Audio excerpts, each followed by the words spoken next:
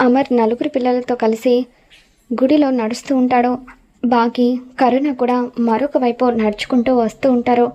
అమర్ బాగి ఇద్దరు కలవబోతున్నారన్న విషయం తెలుసుకుని మనోహరి చెంబ ఇద్దరు కూడా పరుగున గుడికి వస్తూ ఉంటారు. మనోహరి ఆయాసపడుతూ గుడి లోపలికి పరిగెత్తుకుంటూ వస్తూ ఉంటుంది.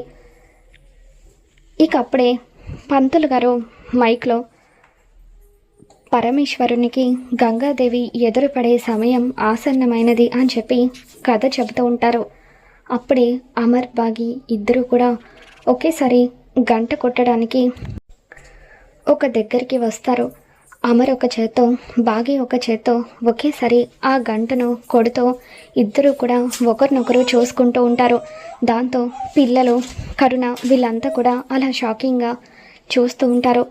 మనోహరి గుడి లోపలికి వచ్చేసరికి అమర్ బాగి ఇద్దరు ఒకరికొకరు ఎదురుపడి ఒకరినొకరు చూసుకోవడంతో అలా ఒక్కసారిగా షాకింగ్గా చూస్తూ ఉండిపోతుంది.